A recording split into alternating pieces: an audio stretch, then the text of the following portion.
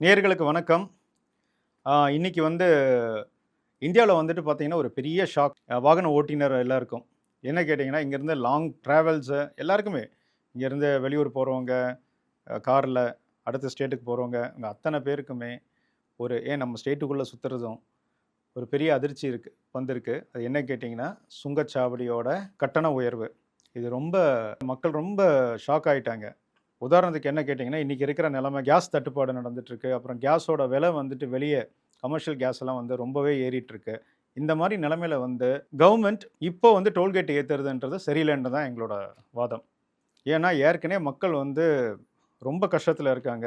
அந்த மாரி நிலைமையில வந்துட்டு இப்போ இத டோல்கேட் ஏத்துனா, நீங்க ஏப்ரல் 1லிருந்தே ஏறிடுச்சு. அப்போ உங்களுக்கு கூடிய சீக்கிரம் வந்து எல்லாத்தோட விலைவாசியும் ஏற ஆரம்பிச்சுரும். ஏற்கனவே மக்கள் கஷ்டப்பட்டுட்டு இருக்காங்க. ஒரு பக்கம் அங்க வார் நடந்துட்டு இருக்கு. இங்க சிலிண்டர் கேஸ் கிடைக்கிறது இல்ல. அப்புறம் வேலைவாய்ப்பு இழந்துட்டு இருக்காங்க நெறைய பேரு. இந்த மாரி விஷயங்கள்லாம் இங்க நடந்துட்டு இருக்கும்போது, இந்த மாரி சுங்கச்சாவடி, சுங்க கட்டணம் தேவையா? இந்த கவர்மெண்ட் எப்ப வேணாலும், எத வேணாலும் பண்ணுவாங்க. ஆனா ஒவ்வொரு ஏப்ரலும் இத ஏத்துறது தான். ஆனா இந்த ஏப்ரலுக்கு அது ஏத்தணுமான்னு தான் இன்னைக்கு உலகமே வந்து பல பிரச்சனைகள்ல இருக்கு. அதுல நம்ம நாடு பல பிரச்சனைகள்ல இருக்கு. இது தேவையா? நமக்கு வந்திருக்கிற பிரதமர் அந்த மாரி இருக்காரு.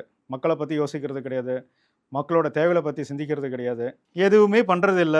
என்ன பண்றது? டெய்லி இந்த மாரி ஒரு ஒரு அறிக்கை ஒவ்வொரு மாசமும் ஒரு அறிக்கை வந்து மக்கள வந்துட்டு பீதி அடைய வச்சுர்றாரு. ஏதாவது ஒண்ணு பேசிட்டு, அவர் பாட்டு காலத்த தள்ளிட்டே இருக்காரு. அப்படி ஒரு 13 வருஷம் ஓடிடுச்சு. அது ஜிஎஸ்டி, பணமதிப்பிழு, என்ன சொல்றது? டாக்ஸு, என்ன சொல்றது? எல்லாம் அப்படியே நீங்க எடுத்துட்டே இருந்தீங்கன்னா, அவரோட 13 வருஷத்துல எல்லாம் அப்படியே ஒரு டிசாஸ்டரா வந்துட்டே இருக்கு. எதுவும் ஒரு அச்சி தின்னுன்னு சொல்லுவாரு. அந்த அச்சி தின் வந்துட்டு இன்னி வரைக்கும் அச்சி தின்னாவே இல்ல. ஒண்ணும் சொல்றதுக்கு இல்ல. சுங்கச்சாவடி சுங்க கட்டணம் வந்து ஏறுனத பத்தி நம்ம பார்க்கலாம். இவங்க எதுலெல்லாம் ஏத்தியிருக்காங்க, எவ்வளோ ஏத்தியிருக்காங்கன்றத பார்க்கலாம். ஒரு சின்ன ஒரு இதுதான், பதிவு தான் அது. தமிழ்நாட்டில உள்ள 66 சுங்கச்சாவடிகள்ல சுங்க கட்டணம் ஏத்தியிருக்காங்க. ஏற்கனவே மக்கள் வந்துட்டு பார்த்தீங்கன்னா, இங்கேருந்து நம்ம இப்போ ஒரு 7, 8 டோல்கேட் தாண்ட வேண்டியதா இருக்கு. சில இடங்கள்ல போறதுக்கு. இப்போ அதுக்கே ரூ. 500 ரூ. 600 ஒரு ஒரு பக்கம் இருக்கு. திருப்பி வரதுக்கு ஒரு ரூ. 300, 400 இல்ல ரூ. 500 திருப்பி அதே ஒரு ரூ. 1000 நம்ம கட்ட வேண்டியதா இருக்கு. அ இது என்னத்துக்காக ஏத்துனாங்கன்ட்டு அவங்களுக்கு தான் தெரியும். மக்கள் தான் கஷ்டப்பட போறாங்க. அவங்க என்ன? அவங்களுக்கு அத பத்தி கவல கிடையாது. ஆட்சி ஆள்றவனுக்கு அத பத்தி கவல கிடையாது. இதுல வந்து 5 முதல் 7 விழுக்காடு வரை வந்து சுங்க கட்டணம் வந்து உயர்த்தப்பட்டிருக்கு. குறிப்பாக பார்த்தீங்கன்னா, 66 இடங்கள் ஆக்சுவலி தமிழ்நாட்ல. அதுல வந்து ஸ்ரீபெரும்புத்தூர், பரனூர், வானகரம், கிருஷ்ணகிரி, மதுரை, நாங்குநேரி, வாணியம்பாடி, விராலிமலை, கப்பலூர், கனியூர், ஆத்தூர், தேனி உள்ளிட்ட சாவடிகள்ல வந்து பார்த்தீங்கன்னா, கட்டணங்கள் உயர்த்தப்பட்டிருக்கிறது. கார், வேன், ஜீப் இது போன்ற வாகனங்களுக்கு எவ்வளோ ஏத்தியிருக்காங்கன்னு கேட்டிங்கன்னா, ரூபாய் 10லிருந்து 40 வரைக்கும் கட்டணங்கள் வந்து ஏற்றப்பட்டுள்ளது. என்ன ஒரு கொடுமை சார் இது! மக்கள் நீங்க தான் இதுக்கெல்லாம் வந்து பதில் சொல்லணும். வர தேர்தல்ல. அது உங்ககிட்ட தான் இருக்கு. லாரி, அது போன்ற கனரக வாகனங்கள், அதுக்கு பார்த்தீங்கன்னா, ரூபாய் 50லிருந்து ரூ. 200 வரைக்கும் கட்டணம் வந்து உயர்த்தப்படும்ன்றத மாரி நமக்கு விஷயங்கள் வந்துட்டுருக்கு. ஸோ, அது அந்த ரேஞ்சில தான் வந்து அவங்க அந்த உயர்த்த போறாங்க. ஏற்கனவே பார்த்தீங்கன்னா, பாவம் அவங்க. ரொம்ப லாங் டிஸ்டன்ஸ் நம்மளோட ப்ராடக்ட்ஸ் எல்லாம் எடுத்துட்டு போறது தேவைகளுக்கான மக்களுக்கு தேவையானதெல்லாம் அந்த பக்கம் தான் டிரான்ஸ்போர்ட்டேஷன் போயிட்டுருக்கு. இதெல்லாம் சுங்கச்சாவடியில ஒவ்வொரு இடத்துலயும் அவன் கட்டிட்டு வரானா, எந்த மாரி விலைவாசி ஏறும்னு பார்த்துக்கோங்க. ஒண்ணும் சொல்றதுக்கு இல்ல. இதுல வந்து பார்த்தீங்கன்னா, ட்ரக், அப்புறம் பஸ்ஸஸ், இந்த கனரகம், இதுக்கு வந்து பார்த்தீங்கன்னா, 50லிருந்து ரூ. 200 வரைக்கும். அப்புறம் மந்த்லி பாஸ் வந்து பார்த்தீங்கன்னா, 300லிருந்து 350. அப்புறம் ஆனுவல் பாஸ் வந்து பார்த்தீங்கன்னா, 3000லிருந்து 3075.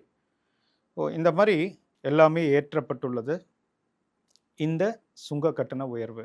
இதனால என்ன மாரி பிரச்சனைகள் வரும்னு கேட்டிங்கன்னா, அத்தியாவசிய பொருட்கள் எல்லாமே இப்போ இன்னொரு ஸ்டேட்லேருந்து இன்னொரு ஸ்டேட்டுக்கு கொண்டு வராங்க. அரிசி, பருப்பு, துவரம்பருப்பு, எண்ணெய் இந்த மாரி எல்லாம் உங்களுக்கு டிரான்ஸ்போர்ட்டேஷன் மூலியமா எல்லாம் லாரி மூலியமா தான் இந்த பக்கம் கொண்டு வராங்க. ஸோ இதெல்லாம் பார்த்தீங்கன்னா, இன்னொரு ஒரு சில நாட்கள்ல எல்லாத்தோட விலைவாசியும் ஏறிடும். மக்கள் என்ன பண்ணுவாங்க பாவம். என்னதான் இந்த கவர்மெண்ட் வந்து நினச்சிட்டு இருக்கு, எல்லாத்துக்கும் ஏத்திட்டு இருந்தா கொஞ்சமாச்சும் அவங்க யோசிக்கணும். ஏற்கனவே கிரைசிஸ் போயிட்டுருக்கு. என்ன மாரி கிரைசிஸ்? கேஸோட பிரச்சனை இப்போ தலை விரிச்சுட்டு ஆடிட்டு இருக்கு.